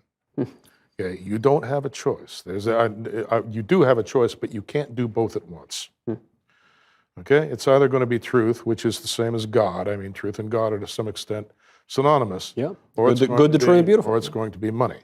And if you choose money, if you choose mammon, then you're going to be serving mammon, who happens to be the globalists at this point, because they control all the wealth and power. So you mention, I think we totally agree, Marxism is a very terrible ideology that's caused a lot of suffering in the world. You would agree with that? I'm not wasting this cigar. Absolutely not. No, take your time, please. But so we would agree with that. We're pretty anti-Marxist, yes. Well, I'm very anti-Marxist. Yes. It's a terrible philosophy. Yes. I mean, it's as full of holes as you can imagine. Even though all the geniuses at Princeton or whatever, there's all these Marxists. Look, that's a club, If you don't have the key to the clubhouse, you're not getting in, okay? They won't even talk to you. Yeah. No academic will take me on, will actually start arguing, even in his own field at this point, because they know they're going to lose. And they will. Any academic, any time. But now, I'm as anti-higher education cartel as there can be. Right, they're indoctrination mills. You have to look at the entire educational system as being one great big indoctrination factory. Yeah. And the people that work in it, those faculty members, they're chosen, they're selected as indoctrinators of the youth. Yes, and they peddle Marxism, but what I like what you just said, I mean, you boiled it down even more simply. A lot of politics comes down to, well, you're a socialist, I'm anti-socialist. Well, yeah, I'm very anti-socialist.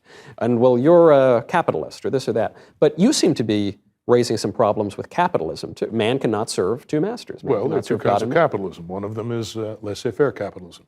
Then you're supporting your family, you're trying to get ahead, you're trying to enjoy a good and comfortable life, but you're not forgetting about God while you do it. Then you've got monopoly capitalism. And this is what libertarians and other people sometimes forget, that laissez-faire capitalism, because money gravitates, it's like a black hole, takes money to make money. Right. You got to have a bunch. Once you have a bunch of it, it comes more and more easily to you. Yeah, I think you're out of butane there. I know. Let me see if I can will. There we go. Hey, how about that? Not quite miraculous, but good.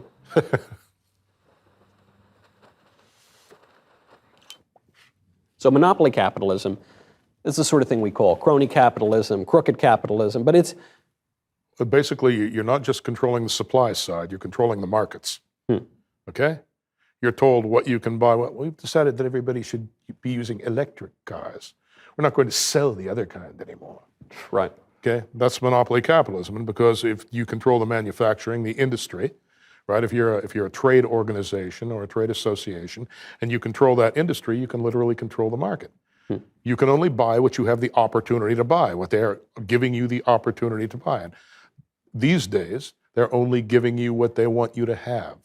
Those are the only choices you have as a consumer. They're doing this with light bulbs too, and it drives me nuts. They tried to do it 10 years ago.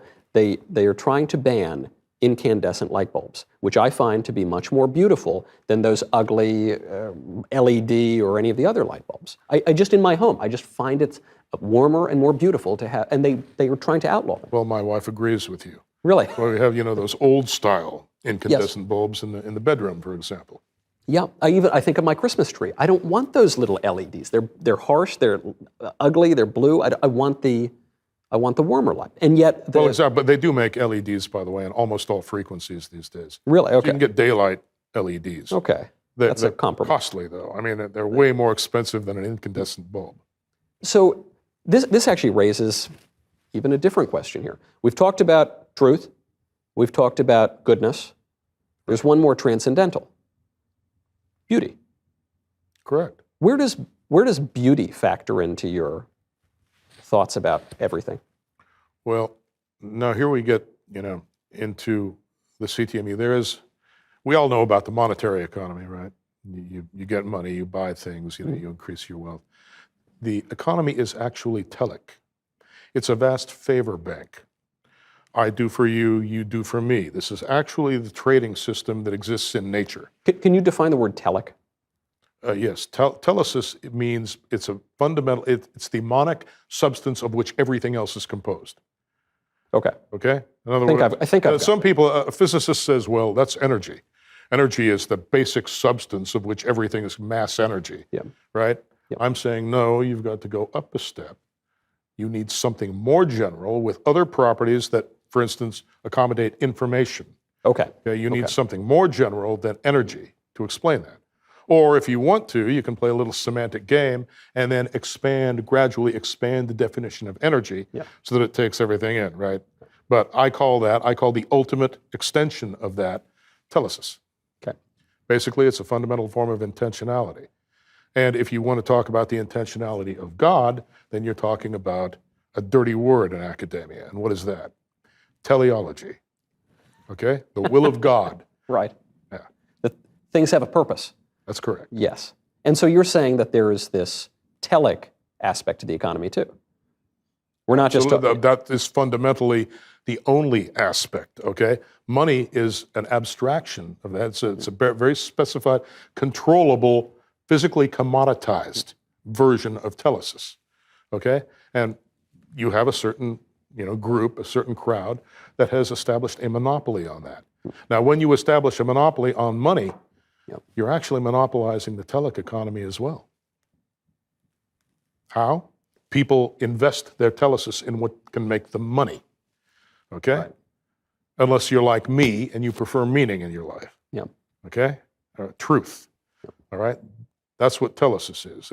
It encompasses not just money, but truth and meaning. That the way that money and the monetary economy is manipulated will take into it many more aspects of life that and maybe steer them the wrong way. I'll try to bring it to earth, at least in the way I was thinking about it, which is I hate modern buildings. I hate them. They're so ugly.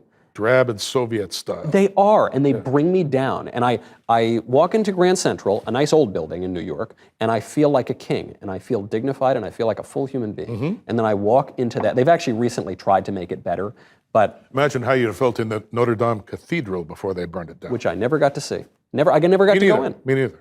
So what is that experience like? I wonder, for someone who's just got just this perhaps quirk of birth where you just have this extraordinarily high IQ, what is the experience of life? Is it kind of funny and amusing, or is it extremely annoying? Well, somebody got a little charge out of it, got a little amusement out of it, because I sure as hell didn't most of the time. But I don't complain. This is God's world. God gave me my lot. Knew that I was going to go after meaning instead of money, and everything that came after was more or less like clockwork. If you had any say in the matter, which you don't, and which you certainly did not, would you choose to be born very intelligent, or of middling intelligence, or of low intelligence? What do you think the answer is? I wouldn't trade my mind for anyone else's. Nobody. Okay? Simply because I understand what the difference is now. You lose if you're not intelligent, you don't cultivate your intelligence and make the most of it, eventually you lose sight of truth entirely. And that's what has happened to most of these people. They're adapting, okay, we've got a narrative, I'm not going to get ahead in life unless I accept the narrative. So they accept the narrative. It's called adaptation. Okay, it's artificial, it's not like natural selection, where nature selects you. Okay, you're being selected now by a bunch of ideologues. A bunch of people who want you to adopt a certain way of looking at things because they have all the money and power and they want to keep it forever. And that's why the Christian church has fallen so radically out of favor with most of these people, even among certain Christians, high-ranking Christians. All right, it shows up in everything they say, and I don't want to mention any particular pope. On the other hand, you're referring to a certain Mr. Francis, present Vicar of Christ. Well, he is certainly he says these things that are so puzzling and potentially heretical, and certain cardinals have raised doubts and said, "Could you please answer this? It sounds like you've said something heretical." And the answer is always, "Well, you see, the Papa was misunderstood. He was misinterpreted in La Repubblica newspaper." And you say, well, if he keeps being misreported and misinterpreted, why does he keep giving the interviews to these atheist and far leftist journalists? I don't know. It's not mine to answer, I guess. Exactly. And I mean, this is something that I think needs to be addressed by the Catholic Church itself if it wants to stop shedding Christians right and left. You see, because people are not stupid. I mean, some of them can convince themselves of things that aren't true, but basically human beings are intelligent, and you're cheating your intelligence when you subscribe to these narratives. And apparently the Pope, who communicates directly with God, he buys into these narratives, and that's a contradiction in terms. It's funny you mention Papa Francesco, because he's come after the Latin Mass, and a lot of young... he claims to have been a bouncer at one point in his life. I read that somewhere. He doesn't... you look like you could be a bouncer. Papa Francesco does not look like he was a bouncer. I don't know. Do you buy it? Maybe in a really light-duty nightclub, he might have made it, you know what I'm saying? Certainly not in most of the ones that I worked in. He's gone after the Latin Mass, and I've noticed that young Catholics, I fell away, I was basically an atheist for about 10 years. Something that drew me, there were a lot of things that drew me back, but something that drew me back was the Latin Mass, and specifically the beauty, the smells and the bells, and the idea that the priest is facing the altar and we're all facing together and he's leading us in our worship of God. And it's not just, acoustic guitars and feel good and be a nice person to, and making it all about us. It's a sense of the sacred. The sense of the sacred and a sense of the beautiful. It's why I asked that question about the role of beauty in your ideas. That's once again a function of the telic economy, okay? Basically, it's synonymous with teleology. Something cannot be anti-teleological or deviate from the will of God and still be objectively beautiful. All right? I mean, there are people who can take a religious icon or a picture of Jesus Christ, for example, and urinate on it, like Larry David. I mean, I don't know. Yeah, or even there was the famous picture, Piss Christ, right? It was a photograph of a crucifix. That's disgusting. Disgusting. It was funded by the federal government. I think it received funding. They paid for that? I believe it received some amount of funding from, I could be getting this wrong, so don't quote me, but I thought it was the National Endowment for Arts or one of those organizations. Really? I thought so. I could be wrong, but that's what I bad. Yeah. Real bad. So, I don't know what to say in defense of these people. I don't think there is a defense for them. Okay? But if that's the kind of thing that they regard as art, then they are not in touch with beauty. And the reason they're not in touch with beauty is that they're not in touch with truth. But I was told by all my modern teachers that beauty is in the eye of the beholder. It's a subjective thing, and it's not objective. It is, but unfortunately, some beholders leave something to be desired in their aesthetic sense. You're saying there is an objective standard? Yes, absolutely. Is it consistent with teleology or is it not? Right? Obviously, basically you've got this identity, God, who is perfection. Anything that deviates from that cannot, by definition, be good or beautiful. Okay? Now, nature experiments. I mean, it goes from one thing to another and tries certain things out. But once it becomes evident that something isn't working, then it's not consistent with teleology. Once it proves to be degenerate and causes people to become demoralized and sick of life, then we have to do away with it. I've been told that we need to tolerate all sorts of... God does not tolerate evil, and neither should we. It's a beautiful way to put it. So what do you make of the modern right? The modern left is always pushing this stuff. But a lot of the modern right says, look, there was a prominent columnist who called himself conservative. I guess he sort of was for a while, but now he's pretty firmly on the left. And he said, I don't like Drag Queen Story Hour, but we need to tolerate it. It's one of the blessings of liberty. If we don't tolerate Drag Queen Story Hour... What? Yes. A blessing of liberty? Well, it's in the preamble to the Constitution. I think James Madison's rolling over in his grave at the very thought of that. The Constitution mentions trannies, does it? Not in my last read. I mean, I was raised in an environment where we were, basically taught to be tolerant of people, of their foibles, and if they wanted to be a little bit deviant, well, a little bit of deviation is good. You can't just be locked into one rigid way of looking at things. So I developed tolerance. But now they've become militant. They've become rabid. They're shoving it down children's throats, and it's just not good for society, okay? It violates the biological imperative of survival, okay? To become totally sexual. There's a reason that men and women exist and that they mate and create children. It's for the survival of the human race, okay?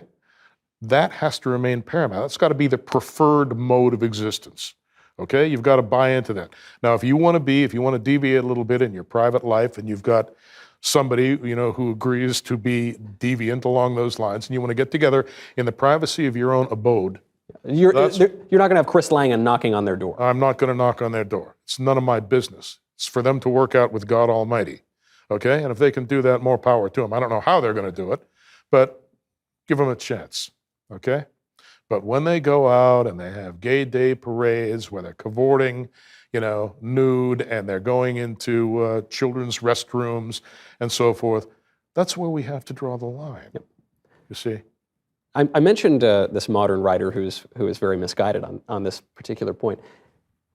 Are there thinkers alive today who you think are worth reading? People always say, what's the reading list? What should I read? What should I listen to? Are there philosophers or popular writers? There are no academic philosophers that are worthy, as far as I'm concerned, of attention. What about It's not because all of them are stupid or anything like that. It's because they bought into the party. They're academics. Yeah. Okay. They cannot violate, the academic, communistic, atheistic narrative and get away with it.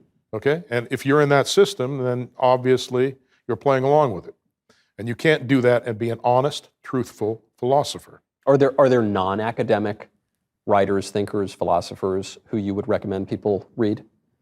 I'm sure they're out there. I haven't encountered any, not recently. What about, okay, so that gets rid of the living people. What about those dead guys, all those old dead guys, going back to ancient Greece or anywhere in the middle? Well, a lot of those guys had something very useful to say. Who, if a listener right now said, I want to know who, beyond his own writing, who the smartest man in the world wants me to read, who would you recommend? Well, I would say that you should go back and definitely read Aristotle and Plato and Socrates. Okay, start with that and then go up and then, work your way through. There are a lot of smart guys. Read Plotinus, read about Neoplatonism, right? And once you find out about Neoplatonism, then you can go back to the ancient Vedic religion, right? Because it's basically the same thing in different language. And as you know, then Neoplatonism kind of became a mainstay of medieval Christianity. Yep. Okay? And there's a lot to that. So that takes us up through, and it takes us up through some of the medieval Christian philosophers, Anselm, Aquinas, Augustine. Yep. And beyond that, then it starts getting dicey. You see, even when you get up to like René Descartes, for example, everything becomes dualistic. You've got these Cartesian spaces that more or less exclude the observer. There are no images of God in a Cartesian space. Chris, have you ever, because you worked at bars, you ever hear about the horse who shows up to the bar and asks the bartender for a drink? And the bartender says, "Horse, man, you've been here every night this week. I think you're an alcoholic." And the horse says, "I don't think I am." Poof, the horse disappears. Now you will understand this. This is a joke about Descartes, who says, "I think, therefore I am." But if I had told you that part first, I would have put Descartes before the horse. I like it. This is the only that's circumstance in which that joke has ever landed. I'm really pleased. I finally got a laugh out of that joke. That's a very intelligent joke. Much more intelligent than the ones I usually hear. Well, thank you. Especially in a bar. That at least I can believe. So, I'm that digression aside, I'm glad you bring this up because people always ask me, they say, what philosophers should I read? I say, one, why are you asking me? But two, they always say, should I read John Locke? Should I read Rousseau? Should I read John Rawls? Should I read this, that, and the other? I say, maybe focus a little earlier first. And it's funny you mention, once you get up to Aquinas, after him, things start to go a little kooky. A little south. Yeah. Yeah. Until now, of course, all of that is completely out of fashion. And most of these modern philosophers are, they're really, Frankfurt School type people. And that's cultural Marxism, which of course is just the social program of the Marxists. But Chris, even though I just wrote a book last year on cultural Marxism, I have been told, reliably informed by Wikipedia, that's just a crazy conspiracy theory. Yes, well, Wikipedia seems to think I'm a crazy conspiracy theory too. You read my biography there? Not recently. Everything bad that you can say, you know. And basically, I was exiled from Wikipedia years ago. I went in and said, no, wait a minute here. No, I'm not an intelligent design creationist per se. I have a different approach to teleology and all that. And I was immediately kicked off Wikipedia. Okay, so they can say whatever they want to in my biography in Wikipedia. There's not a thing I can do about it. Because you even suggested the idea of some sort of intelligent design. That is correct. Well, I've been getting trolled ever since around the year 2000. Well, that goes back further than that, really. But when I went on national television and said, well, the existence of God is actually amenable to logical analysis, and you can show that there is a God, provided you have the right. That was enough. Intelligent design creationists, get out of here. So I've been, you know, and these people are, by the way, these new atheists, I mean, they're adamant. You're talking about Richard Dawkins, Daniel Dennett. I'm talking about Richie Dawkins, Daniel Dennett, Sam Harris, well, I don't know, Chris Hitchens, yeah. You know, I mean, guys of this nature, you know, PZ Myers, and people like that. I mean, I had a run-in with Myers. I mean, he hates my guts. He hated my guts 20 years ago. None of them will mention my name now though, because they know that they can be crushed. Deep down inside, they know it. They won't come anywhere near me. At some point, these people decided that they had to exclude anybody who could beat them. Okay? That's where the cancellation thing began, really. It's a new atheist thing. And now, since new atheists are a lot more fashionable than Christians are, that's the order of the day. I blame my falling away from the church on just being a punk 13-year-old boy. But the second thing I blame is the new atheists. They were very popular at the time, and I was very taken with them. Chris Hitchens, he's a funny guy. I thought, okay, he must be a smart guy. Excellent speaker. Yeah. You know, incisive, witty, but obviously he just hates God. I mean, he makes that very clear. So you're all religions are evil because they mislead people and drag people away from, you know. But you didn't just say that he doesn't believe in God. You said he hates God. Hates God. Dawkins obviously hates God. Why is there evil in the world? Usually, you know, that's what it comes down to. Right. Right? Would a just God tolerate all of the evil that is occurring in the world? You know, and the fact of the matter is there can be no good, there can be no pleasure without pain. There can be no good without evil. Okay?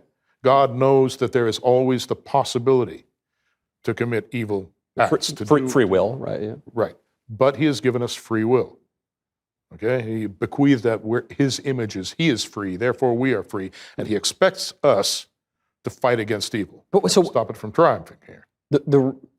Then given will, and the fact that you use these words hate and love, very often when people talk about God, it's as though it were some academic exercise. Well, do I believe in God? But you're using verbs that are more active than that. Yes. Hate and love. Do you think that our discussion or our understanding of God therefore must be active and participatory rather than merely academic? Absolutely, and furthermore, it must be rational as well as faith-based. A lot of religionists are fideistic, which means they rely completely on faith and say that we can have no knowledge of God. Wasn't that nonsense? Yeah. Okay. You have to know what you got faith in. Yeah. Okay? How can you invest faith in something that you don't know what it is?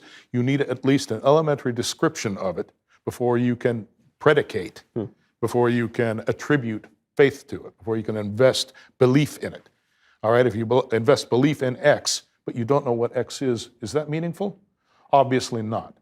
So faith and rationality are indelibly coupled, okay? There's just no other way to talk about it. Yeah. So as soon as you hear somebody say, well, it's entirely a matter of faith and we can believe whatever we want to, have faith in whatever we want to, that makes no sense at all to me. I totally agree with that, and it does bother me when religious people speak in that way in modern times. It's funny, though, you mentioned Thomas Aquinas. Was there ever a more rational guy in the world than Thomas? The guy who wrote, to every question in religion, he had 3 objections and then answers to the objections. Quite a rational fellow. We've gone to another Aristotle, and I mean, And all of these early Christian philosophers are now out of fashion. Nobody pays attention anymore. So except Christians. right. Real ones, not fake ones. Practicing ones. Yeah. So then, I know I've kept all of your time, but I don't care, darn it. You're here in Nashville and I've got all these I'm questions. just fine. Do you have religious practice?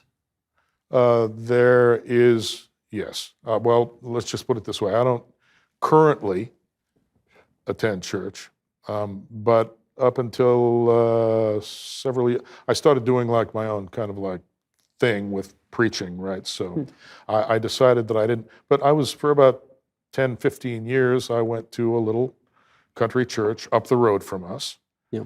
Right now, I live on a road where there used to be 3 historic churches. 2 of them were burned down. Arson. No, not accidental. Not accidental, no. And they were historical, Civil War era churches, okay? But one was left, right? And it was north of us, about 2.5 miles north of us on Route P there. So I attended that church pretty religiously, very regularly for a long time. Now, as it happened, the last thing that I heard, it's run by a wonderful lady that actually takes care of most of what goes on there, and it's got a good pastor, right? But, I finally decided that, okay, what I have to do is go out and start talking about these things myself. So since then, that's what I've been doing. I wish you were here on a Sunday. I could take you to my good Latin Mass parish here. I think you would like it. I was twice baptized a Catholic way back when, but it's like I say, I was a kid. Yeah. One of my aunts was a nun, Aunt Sybil, right? So, I have some fond memories of what it's like to be a real Catholic, but I don't think that kind of Catholicism is in vogue. It's certainly not in vogue. Yeah. When young people are searching for meaning, as you say, you looked for meaning in your life. It reminds me of Viktor Frankl, right? Man's search for meaning. He says, search for meaning is man's primary motivator, more than sex, more than anything else. And that's the way it should be. Yeah. But that's not the way it is anymore. They just want the money. They won't even believe that you're intelligent if you don't have a lot of money. Right. Well, that's what people always ask you. They say, why aren't you a billionaire? Why aren't I a billionaire? That's what I've seen Because people ask. billionaires hate my guts. See, I don't go along with look, they have to give you the opportunity to make money. You need to have connections. In order to make money, you need to make friends out of people who have a lot of it. If you'd had the connections, would you have striven to make money? Not at the expense of truth. No, I'd have gone after meaning first. Now, I used to think that, well, it should be possible in theory to go after both. And then I discovered that wasn't necessarily true. Yep. If you go after truth too hard, then you're going to make a bad impression on mammon, on the people with all the money, and eventually you're going to be canceled out of any sort of comfortable life. And there is also just a time issue, right? I mean, if you dedicate yourself to, I don't know, doing spreadsheets or something, you're probably not going to have a ton of time to pursue truth. Or am I wrong about that? Am I just underestimating? You're absolutely right. Eventually that's what you become, We are what we do, more or less. So you've got to make up your mind what you want to spend your time doing. And I consider it to be better to seek truth and meaning and God than it is to pursue money. Now, who agrees with me these days? Not many. I'd like to have it all, but I certainly agree I with would you. like to bring mankind back to the point where we care about those things again. Yeah. Because of course then the question is, if you just focus your life on money, just for money's sake, just to get stuff, you can't take it with you. Eventually all that stuff is going to decay. Oh, well, yes, of course it is. But a lot of these rich people are into something called transhumanism. They don't think that they're going to have to leave. So there's no problem with not being able to take it with you because you're not going anywhere. You're going to upload your consciousness to a computer, you see. I've heard this. It's a very popular idea. A lot of my young friends will tell me, Michael, we might not even die, as though every generation in history hasn't had the same delusion. But I always laugh at it. But very wealthy, very powerful, ostensibly intelligent people take this seriously. We're just going to upload our brains. Ostensibly intelligent. That's an important caveat. You don't think we're just going to upload our brains to the cloud or something? That's what reality already is. We've already done it. Self-simulation, we've already done it. We are living in the display of a simulation, a self-simulating universe, right? And we are going to be uploaded, when we're done with this simulation, we're going to be uploaded to the source of all truth, meaning, and power. Then, depending on the decision that is made by that entity, we can be redistributed to another universe, a heaven, a hell. A new creation. Pardon me? A new creation, Brad. The idea, the resurrection of the body, right? That is correct. So before these genius gazillionaires who fancy that they're going to upload their brains to the IBM computer or something, before they meet their particular judgment, before they shuffle off this mortal coil, do you think there's any chance that they're going to figure out the secret and not have to face death? No. No way. It's like I say, Soros is probably the best among them. And he's far, you know how it is. I mean, I guess the Hindus had a better way of looking at this. You know, in Christianity, there's one goal, salvation, okay? Yeah. In Hinduism, there are 4 goals, okay?